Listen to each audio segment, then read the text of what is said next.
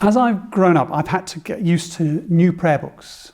When I was a very young child, I think we actually used the Book of Common Prayer in England. Then we used a thing called Series 2, and then a thing called the ASB. I can get very nerdy about this thing. Then Common Worship. Then I moved to Hong Kong, and it had its own prayer book before coming here to Australia, and Australia's got its own prayer books. How I use them is they've been used for me on Sunday, in a sense, Sunday worship, and then in a sense they help me gather with other people, but they're also useful in and of themselves.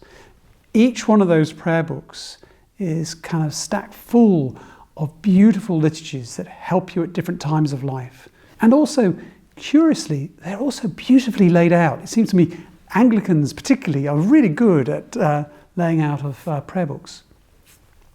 But in terms of a deeper answer, I think the prayer books give us a platform for our own prayer. There are times when we need to pray extemporarily to God, but it's useful to have that, in a sense, a springboard or a platform to actually move from. And you can start with something like a daily prayer, and it gives you a vocabulary to use when you're then praying on your own. I am a prayer book user because I think it's really important. I have always loved the sense of the Book of Common Prayer being common, which means we all use it, and that is the thing that defines us as a church. I think that's really significant.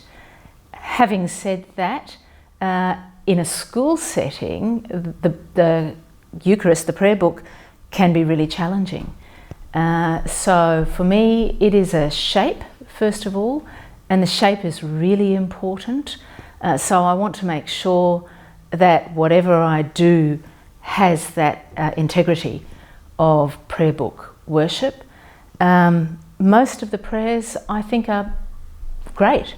You know, again, they've stood the test of time. They have been prayed through and reflected upon for centuries. So it takes a fair bit of arrogance to come along and go, oh, I can do better than that. So I'm very reluctant to do that.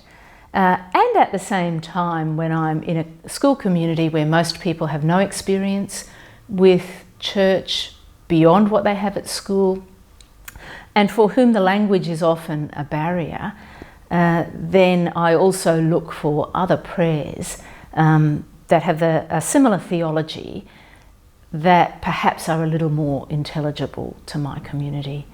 And when I do that, I take very seriously the idea that I think it was Cranmer had, that liturgy should be in a language understood by the people.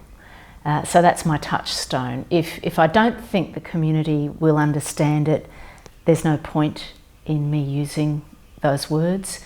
And at the same time, there's a teaching element where I want them to get familiar with that language because it's so theologically rich. And I don't want to throw away things that are really important. So I'm a both and kind of girl, I think.